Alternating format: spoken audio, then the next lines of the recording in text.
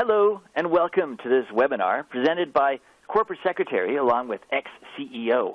Now the theme today is all around boardroom leadership, more specifically the role of the Corporate Secretary in driving shareowner value.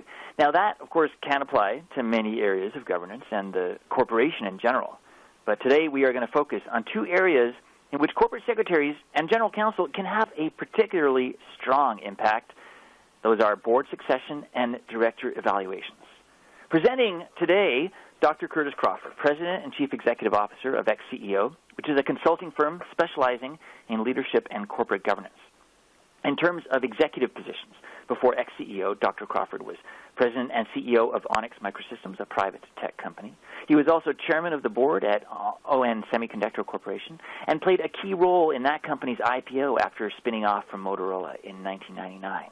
He also served as chairman, president, and chief executive officer of Zilog, listed on NASDAQ, and led major divisions at Lucent Technologies and AT&T, before which Dr. Crawford spent 15 years at IBM. Now, as for directorships, Dr. Crawford currently serves on the board of directors for ON Semiconductor, Xylem, and DuPont. Plus, he's on the board of trustees of DePaul University, and he's a former board member of ITT Corporation. In 2011, Dr. Crawford was awarded NACD's B. Kenneth West Lifetime Achievement Award. Now, for our audience, during today's webinar, we will be taking questions. Very happy to take questions. Simply type them into the box on your computer screen. We also have a discussion hashtag on Twitter if you wish to join the social media discussion. That's hashtag CSM Webinar for Corporate Secretary Magazine Webinar. CSM Webinar is the hashtag for today's discussion. Now, Dr. Crawford or Curtis, there's a more traditional day-to-day role of the corporate secretary. Then there's a potentially much more important and higher value role. And please take us through your perspective on this, both as chief executive of ex-CEO, but also as a director and board chairman. Well, thank you, Neil. And first of all, it is a pleasure to have an opportunity to engage with your audience here today. So I'm looking forward to our discussion. The outline that I have prepared here is based on my observations and personal experiences and dealing with the corporate secretary in the boardroom. And I thought I would reflect on a couple of key points that Neil mentioned earlier, which is around two very fundamental roles where I believe the corporate secretary can raise his or her level of engagement. And what I want to do is, first of all, is just set the tone for what the role of the corporate secretary is from a director's perspective. I'd also like to focus in a bit on how the corporate secretary can play an important role in increasing the effectiveness of board succession, talk about board evaluations, and then I'd like to close with a suggestion around one or two best practices that could be introduced to help the secretary raise his or her value. This particular chart here is the way that we describe the role of the chairman of the corporate governance and nominating committee. And the reason this particular chart is used is because when you think of each committee within a board, except for the corporate governance and nominating committee, there is an external partner generally involved. The audit committee works very closely with the external auditor. The compensation committee works very closely with the comp consultant. But in general, the corporate governance and nominating committee does not have someone that they work with on a regular basis. Of course, they engage with the consultants that do searches. They engage with companies that help them with evaluations. But in general, there is no partnership established with an external source. The corporate secretary plays the lead role in partnering with the corporate governance and nominating committee chair, of which I've played that role for many years in a variety of different companies. And so this chart is designed to highlight the roles that the corporate secretary plays in partnering with the corporate governance chair. The process development, you can see the different elements that they're involved in there, process management, and then, of course, the whole assessment process. And so there's a very, very broad set of responsibilities that I recognize that the Corporate Governance Committee chair has to engage with the corporate secretary. Now, here are some of the more classical areas where the corporate governance works with the board secretary. Of course, recording the minutes, being responsible for all of the meeting notices and developing and recording resolutions, and etc. These are just a few of those responsibilities, but they're some of the most important ones where the board and the corporate secretary are engaged together. The next chart highlights what I view as a way for the corporate secretary to substantially increase their relationship with the board. First of all, is participating in the board succession process. And rather than just playing a role in supporting the corporate governance chair and the selection committee, I believe that the corporate secretary can play an active role in participating in the process rather than just supporting it. The second area is leading the overall governance evaluation process. So the corporate secretary should not just respond to inquiries from the board relative to how they can improve their performance. I think the corporate secretary has an opportunity to take a leadership role in the overall process itself. Of course, the board is always mindful that it needs to maintain a very positive relationship with management in order to exercise its oversight responsibilities. And so here's another place where the corporate secretary, being a member of the executive community, can play an active role in bridging the gaps, if they are that exist, and really bonding the management team and the board in an effective way so that they both deliver outstanding value to the shareholders. The fourth one is regarding technologies. Of course, with the advent of the tablet, now more and more boards are using portals. And portals, along with other smart devices that are used within the boardroom, have increased the overall effectiveness and productivity of most of us as directors. I think the corporate secretary here can play a major role in making sure that they're advocating for the use of technology in the appropriate manner that will enhance the effectiveness of the entire board. And the last one that I focus on is leading the effort to develop the director to make sure that directors stay relevant in their service and continue to provide value that they bring to the board. So these are areas that I believe most corporate secretaries today do not play a very active role, but it provides an opportunity for them to substantially increase their value in going forward in supporting the board and building long-term shareholder value. What I have highlighted here are the benefits. First of all, if the corporate secretary is effective in addressing those areas that I outlined, then the board will benefit substantially. They'll have a better experience in the relationships with each other and a better relationship in interfacing with management. The second one is if it is done effectively, then it's going to result in increased shareowner value. Because if the board is more effectively aligned with management, it will also result in an improved relationship in how management delivers services and delivers long-term shareholder value. Increasing the value of the service to the board.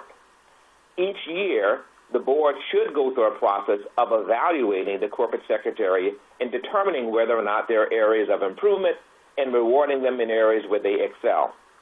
This provides an opportunity for the corporate secretary to take a leadership role and result in increasing the value of the service that they deliver to individual directors as well as they deliver to the board collectively. And the last one is increasing the power and influence among the colleagues that the corporate secretary works with. We know for sure that corporate secretaries play an active role, but in some companies, their value is not perceived as much as operating executives, as an example. Well, here's an opportunity, I believe, for the corporate secretary to enhance his or her contributions to the overall effectiveness of the company, and as a result, I think they will be rewarded accordingly. So that's an overview of what I believe are the benefits of going through the process of building a corporate secretary strategy that is more aligned around a leadership role rather than a participant's role. And that is an excellent overview, Curtis. Thank you for that, introducing us to the theme of boardroom leadership. Now let's start to get to the heart of our discussion, and we're going to start this by asking our audience a question. So we'll push out the first question to our audience. We very much appreciate your participation in this, and this is going to start to get into succession, board succession, and more specifically the selection process. So the current process, as Curtis referred to before, the Corporate Governance and Nominating Committee identifies individuals qualified to become board members, consistent with criteria provided by the board, approved by the board, and as needed recommends them then for election as directors of the company. The committee consults with the chairman, the CEO, and, of course, ideally the corporate secretary in developing those recommendations to the board on potential nominees for election to the board. Now, we would like the audience's opinion on the effectiveness of this process. So, how do you disagree or agree with the statement that this process is highly effective? From strongly disagree up to strongly agree, we'd love to hear from our audience. And as they're voting, Curtis, I'd be interested, just without swaying the audience's opinion, where would you put yourself on this scale? In the current process as practiced at boards, how effective is it, in your opinion? Well, in general, there have been a number of studies that we have led or others have led, Neil, that clearly point out that most directors do not believe that they have a highly effective board succession process, similar to not having a highly effective CEO succession process. And so that's one of the reasons why we have chosen to focus on this topic, because I believe the corporate secretaries can add a substantial amount of value here to assist in that effort. Excellent Nearly point. 65% of directors generally believe that their board succession process can be improved. Okay, well, in terms of our audience, and perhaps they would have been influenced by your remarks, but our audience is signaling that, in fact, 65% agree with that statement, and just over 17% strongly agree. So we're up around 80% either agree or strongly agree that the current process is highly effective, and only a tiny margin, 2.2%, disagree with this statement that it's highly effective. So we, in your view then, Curtis, there is room for improvement, and let's get on with hearing how that can be done. Well, certainly the statistics from this particular audience, Neil, would indicate that we have targeted people who are interested in board succession, which does not surprise me. The issue is that many who do not believe they have an effective board succession process probably didn't have interest in participating in the webinar. And so there is a correlation between having people who are interested and people who generally have a more highly effective process in place.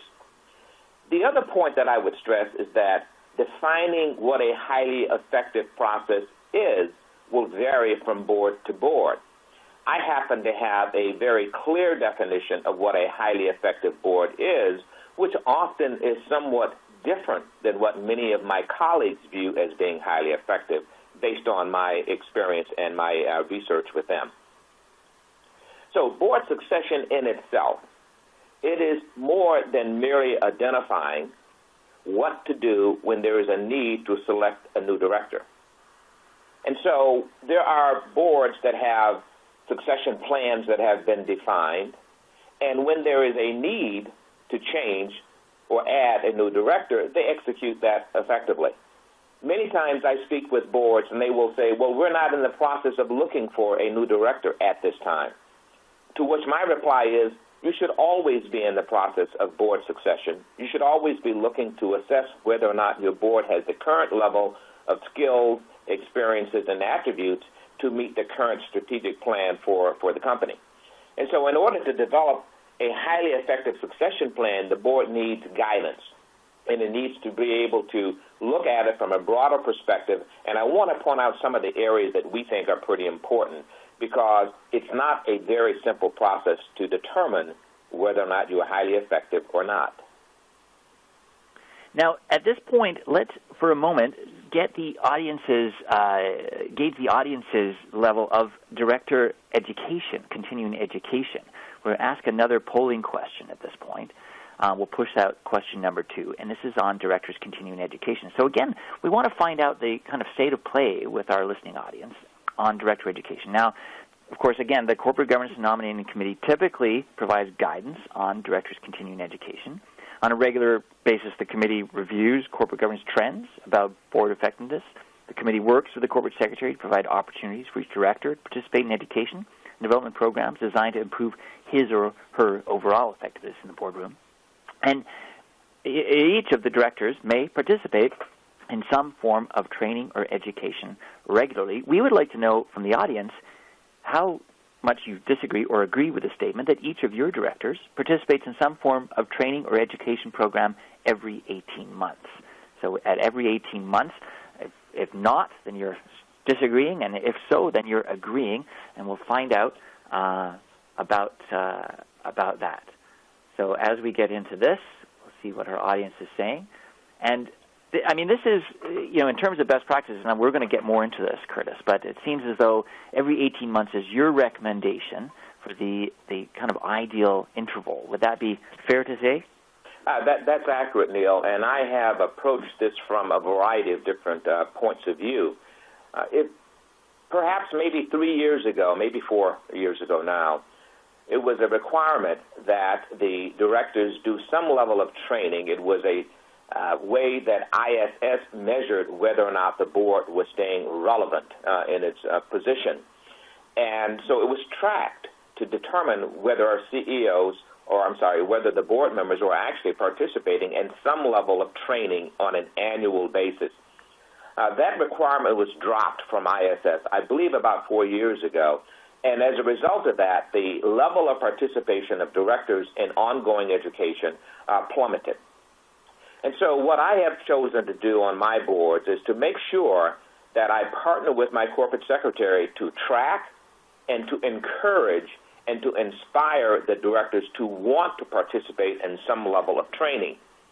On one of my boards, we actually put in a requirement that unless the directors participate in some level of training and development on an 18-month period of time, then the board would not recommend them for re-election, because we feel that strongly that continuing education is important for the viability of a very successful director. What we offer, Neil, is the director determines what education and where and how to achieve it, and the corporate secretary plays an active role in providing opportunities and different ways of delivering that service. And so in that particular case, obviously we have 100% participation. In other cases, we have made it a suggestion that directors participate in some level of training and development every 18 months, and in that case, we get generally around a 60% level of participation. And remember, directors are no different than executives. What gets done is what gets measured. It's an excellent point, and taking a strong stand at the companies where you're a director, Curtis, that's very impressive, and it is shocking indeed that after ISS ceased monitoring, the level of participation in ongoing education plummeted. That it is a shocking fact. Let's find out what our audience says about their board's regular education, continuing education, in terms of this statement that their boards participate in some kind of training program every 18 months. About 30% agree, and about 15% strongly agree. Okay, so about 45% do get continuing education every 18 months. However, we do have 25% that disagree, another 10% strongly disagree, so about 35% are not getting education every 18 months, and about 20%, the balance thereabouts, are neither in agreement or disagreement. So again, we have about 45% that is getting regular education every 18 months, and about 25% or rather 35% that is not. So a rather mixed reaction. Now let's move on again, and we're going to be talking both, continuing to talk about board succession and, of course, assessment and education, Curtis. Right, and what I want to show on this chart, it will actually substantiate some of the feedback that we have from this audience. And this is the board succession aggregate, which is based on hundreds of directors who have participated in our board evaluation process, and it shows the relative comparison between a board that is what I refer to as enlightened by the ex-CEO standards, and it shows you what the industry responses are. And so the board succession aggregate includes all of the elements that are to the right under board succession detail. If you look at board configuration as an example, what we show here is that when we ask the questions about the configuration of the board, a board that is highly effective will have a very effective way of dealing with and building a very diverse and building a board that has a broad range of skills, experiences, and attributes. And so we rate that very highly on an enlightened scale. But you can see on the light blue chart, what that basically points out is more of a traditional or standard board, which says we meet the requirements that we believe that are appropriate. And the industry is generally aligned with what is expected. However, at ex-CEO, we believe that to be a highly effective board, then we need to do more than what is expected. Because in order to build long-term shareholder value, you have to really go beyond compliance in order to deliver the service that is required. On education, you'll see off to the right here that in general, the industry data and the enlightened directors are aligned around what they believe should be done. However, when you look at the actual performance and how they deliver it, they are not aligned at all. The directors still do not perform at the level that they would like to perform regarding continuing education. At the range of industry responses, you'll notice here on board configuration a wide distribution from participants who are highly satisfied with it and think it's very effective to a very low level of effectivity to where they actually disagree. On the other hand, if you look at areas like director orientation, the board believes that they do a fine job of director orientation. However, in our view, director orientation is something quite different than onboarding. Director orientation is basically visiting the factory, visiting the store, and meeting with the CFO. Onboarding is a much more comprehensive 12-month program where we think the corporate secretary can do a much, much better job to make directors feel comfortable in their first year of joining the board. So all of these influence board succession, and it gives us a comfortable feeling that there is still room for improvement. Indeed, and it's a telling point there that there is an aspiration to be better, but a level of dissatisfaction with the current state of affairs, and as you say, room for improvement. Well, let's go on and ask our audience one last third question. So we've talked about the selection process or succession. We've talked about continuing education. Let's talk about evaluations and find out, again, the sort of perspective or philosophy of our audience. So as a bit of background, again, going back to the Corporate Governance and Nominating Committee, a committee of which you, Curtis, have had great experience. The committee establishes and maintains effective oversight of the corporate governance policies of the company, consistent with the corporate objectives, of course, and the shareholders' interests. And the committee draws upon the corporate secretary's expertise to coordinate the board evaluation process and its effectiveness.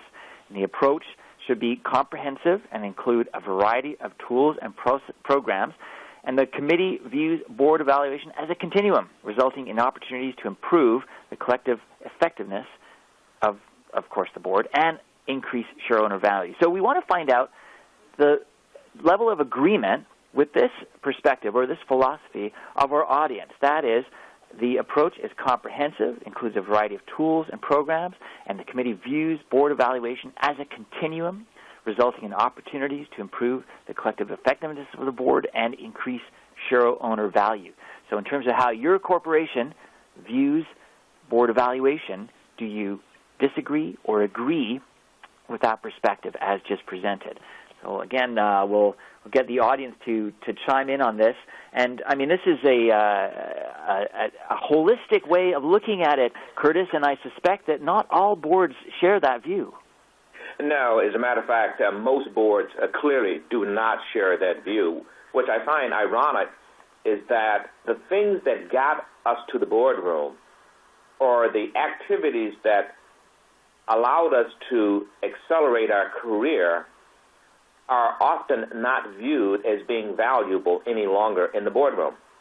And what I mean by that is all through my career, I was blessed with working with a supervisor or working for an organization that provided me with constructive feedback in order for me to improve, to have the opportunity to compete for additional responsibility. The feedback process is something that is fundamental to management being able to successfully generate long-term shareholder value. A board would never consider having a CEO not receive an annual evaluation for the purpose of providing constructive feedback, rewarding based on things that were done well, and providing an opportunity for improvement in areas where needed. So when I look at my colleagues in the boardroom, I say, why should we be excluded from the opportunity to receive constructive feedback from people that I trust, people that I value, and people who are in the best position to help me improve my overall effectiveness? Nonetheless, directors tend to be reluctant. And so the SEC has required that every board and the three major standing committees, being Comp, Audit, and Corporate Governance and Nominating Committee, every year they must do an evaluation.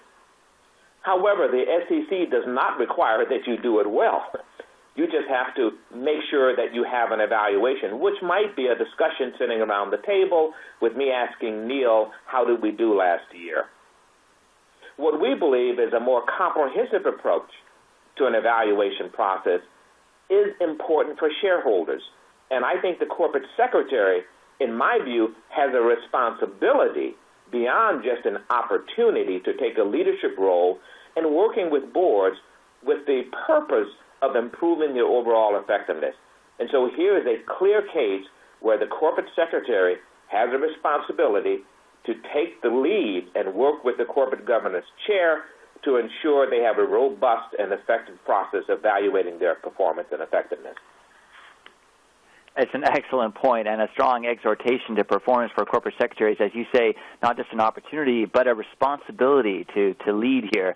Now let's find out what our audience has to say about this statement that the Corporate Governance and Nominating Committee views board evaluation as something that not only increases the effectiveness of the board, but increases shareowner value. And as you pointed out earlier around the first question, Curtis, we have, in a way, the enlightened listening here. This is an audience that is interested in this, and we have quite a strong agreement with this statement, and that is around 63% agree and another 22% strongly agree. So we're up at 85% or so that either agree or strongly agree with this statement. We have only a minority, a small minority, around 7% disagreeing and 4% strongly disagreeing. So about 11% disagreeing or strongly disagreeing with how their companies look at this process. So a pretty good group listening, perhaps not representative of corporate America as a whole. Mm-hmm. And as I mentioned earlier, I am not surprised by the statistics because it is correlated, I think, with the people who choose to stay in touch with the relevant areas where a corporate secretary could be effective. And so this audience tends to be aligned with that. It is important that the corporate secretary play an active role here, Neil, and I think it just provides a tremendous opportunity for the corporate secretary to demonstrate why he or she should be an active participant in the boardroom rather than just a person who is there to support the board and its responsibilities. And so getting a process in place is something that I encourage every corporate secretary to do, and I define that as something referred to as constructive analytical introspection. And basically what that means is that how do you help the board by providing analysis, by providing data, so that the board can determine whether or not it is living up to its own expectations versus being measured about somebody else's expectations. However, the board's expectations should never be less than the expectations of their share owners. If you look at the data here regarding board evaluations in aggregate, it shows that, as this audience has pointed out, that in general, the board members who participate in our studies are generally the board members who are pretty open and believe that evaluations are effective. And so you can see there's a tight alignment at the industry level and the enlightened level regarding board evaluations in general. However, when you look at a couple of areas such as personal assessment, where the general board for a standard board is likely to not feel that strongly about board evaluations or individual evaluations, the people who participate in our studies and the enlightened boards are aligned very well together. And so once again, what this data really points out is the people that ex-CEO tends to be aligned with are more enlightened boards. And in both cases, their views of evaluations is much higher regarding the value of it than the standard board that generally just meets the requirements. What I wanted to do here, Neil, was to summarize with just a few concepts of how I believe some of the best practices could be deployed by some of the people who are on this call. First of all, I would strongly encourage you to build a relationship with a search firm or partner who values your thoughtful engagement in the board succession process. It's free, doesn't cost you anything. It provides you with a partner to give you some insight as to some of the most leading-edge thinking regarding board succession. Secondly, I would encourage you to meet with the chairman of the corporate governance department and committee and to share your thoughts. Demonstrate that you have an interest and demonstrate that you can add value to improving his or her overall effectiveness because you want to increase the value that you add to your board. The third one is to meet with each director individually and understand what their perspectives might be relative to your interest in wanting to play a more leadership role within the boardroom. And fourth, develop a thorough understanding of the director's experience when using technology, and think about it from the director's perspective rather than from the legal perspective. Think about it how you can help the director have a greater experience and at the same time use it in the most secure, most confidential manner that improves the overall effectiveness of the board as a whole. And the last one, when you have the opportunity, I think it would be great for the corporate secretary to be in the boardroom as a director on the other side of the table rather than just being in the role of a participant as a secretary. Excellent point. Curtis, this is an extremely instructive view from a truly experienced director and board chairman, as well as someone very involved in advising on corporate governance. A reminder to our audience, we'd be very happy to take your questions on the webinar platform. We have just a few more minutes left as questions come in. There's a couple of things I'd be curious to know about, Curtis.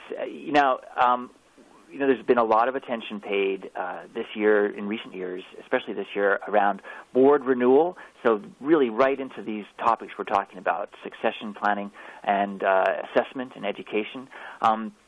Normally I'm based in New York. You're in California, but I have to tell you I'm actually in Canada today. And here there's a lot of attention being paid right now to gender diversity on the board. I'd be interested to know your view and the sort of current thinking around diversity on boards when talking about succession, both gender diversity and ethnic diversity. Well, that's a very hot topic in all boardrooms today, Neil. And as we watch around the globe, looking at some of the practices implemented in France or in Norway, some of the discussions in Canada, Australia, and certainly here within my own home state in California, is there's a great concern about increasing the number of women that are on boards. And that has taken a much higher profile today than ethnic diversity in itself. However, I think most board members intellectually agree that having a more diverse board is likely to produce a better outcome in the discussions that they have within the boardroom. And so the SEC requires in the U.S.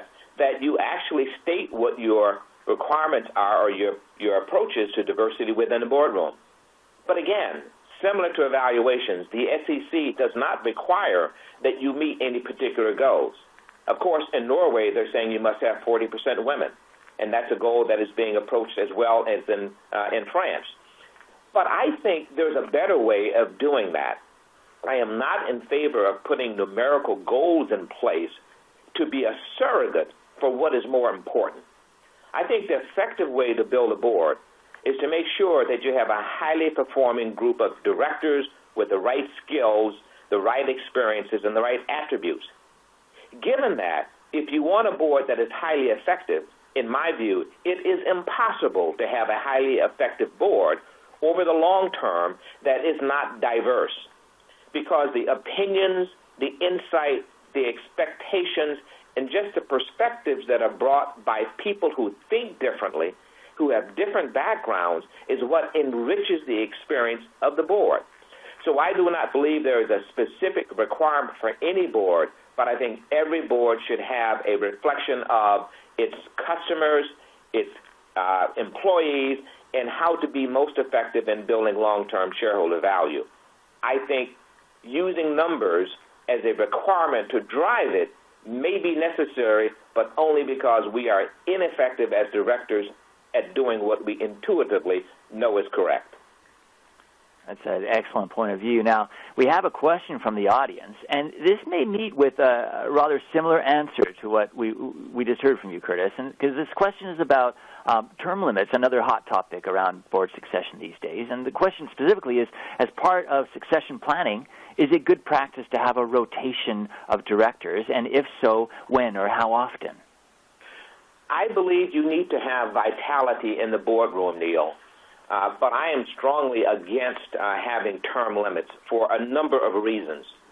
I think rather than measuring how long someone has been on the board, shareholders should be concerned about how effective is the director on the board, and should not use term limits, again, as a surrogate for vitality. If boards are effective in evaluations, where 35% of boards today believe at least one or two directors should be replaced, that's what the data shows. 35% of boards believe at least one director should be replaced. They don't need to wait until the term limit for that person to be replaced. If they have a highly effective board evaluation process, if they have a very thorough process of determining what the skills, experiences, and attributes are that are required for that board, then they can take the action today. Regarding term limits, I don't think you need them. However, I think you need to have a distribution of members on the board who have been there for a longer period of time, and you need a distribution of people who have been there for a shorter period of time. The new people bring a fresh perspective. The ones who are longer in tooth tell you where the issues have been addressed in the past, provide a perspective, and understand the company. In general, it probably takes a minimum of about 5 years to really thoroughly understand what goes on in a company, and I think having term limits is a surrogate for doing the right thing and doing board evaluations. Excellent point. Okay, well, we've heard today a very interesting viewpoint from a truly experienced director and board chairman, as well as CEO of both public and private companies, Dr. Curtis Crawford. We've heard about how perhaps at some companies the corporate secretary, general counsel may be undervalued with their input rather tactical rather than strategic, but you've really laid out the case for how they can make it more strategic, how they can really engage with the board in building long-term shareholder value. So thank you very much for that. Again, Dr. Curtis Crawford, President and Chief Executive Officer of ex-CEO, currently a director for ON Semiconductor, Xylem, and DuPont, as well as on the Board of Trustees of DePaul University. Curtis, pleasure talking to you today, and thank you to you as well as our audience for their participation. Thank you, Neil. My pleasure. Goodbye, and hope to talk to you again next time.